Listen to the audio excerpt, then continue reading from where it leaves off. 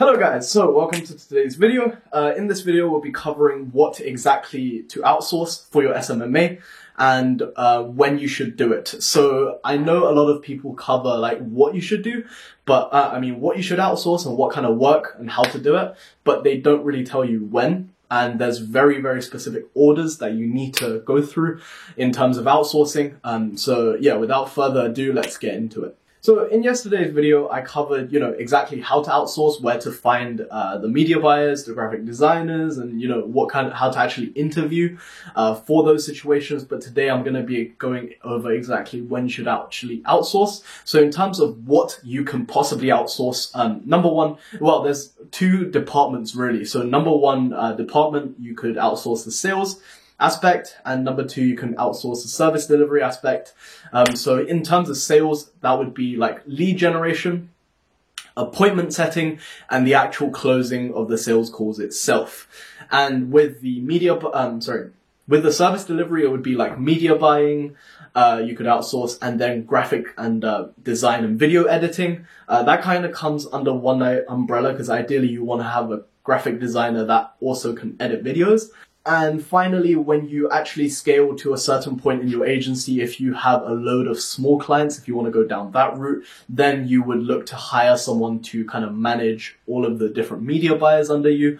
To be honest, I don't recommend you ever going down that route because small clients are just a massive headache. But yeah.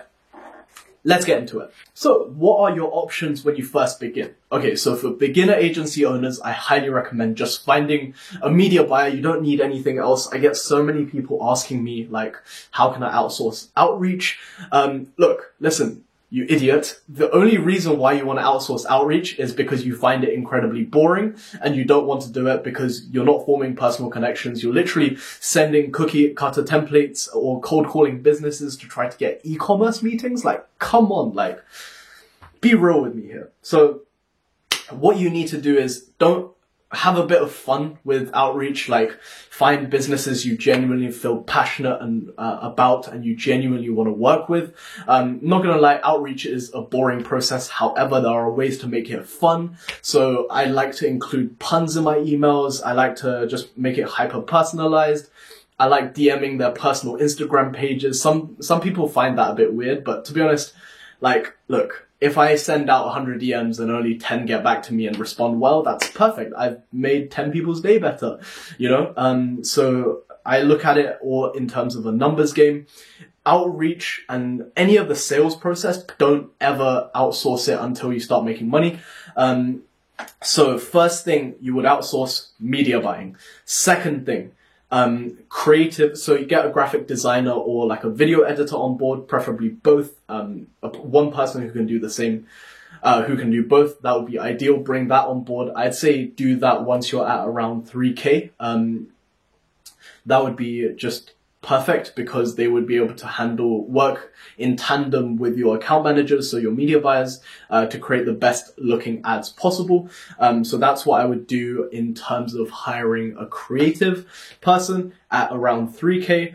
And with the management thing, I wouldn't hire a person to manage anything until, you have like 3+ media buyers and like 15+ clients. Then obviously a manager would be ideal since you would be able to, kind of sit back a little bit and just get one report maybe at the beginning of every week, in terms of the performance of everything. And you could just focus on closing more clients.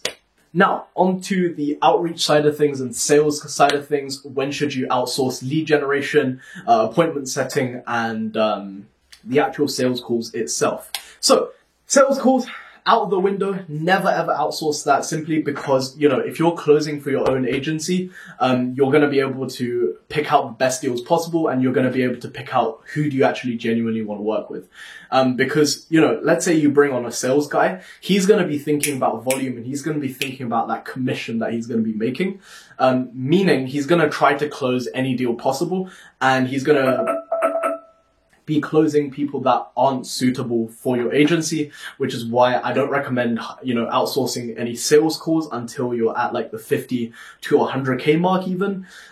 In terms of like lead generation, I would outsource it at around the 3 to 5K mark, and then appointment setting. So basically people to actually send the emails for you and book the appointments in for you. I would look to outsource probably at around the 10K plus mark, simply because I like personalizing all of my outreach, and I genuinely think, sending out cookie cutter templates and things of that nature just doesn't fit well with, the tone of voice. So for example, if you get an appointment setter to send emails from your account, the kind of tone of voice in the emails is going to be drastically different to how you speak in real life, on the sales call. So it's going to create like just these inconsistencies, and it really doesn't help with building trust, in terms of, outreaching to potential prospects.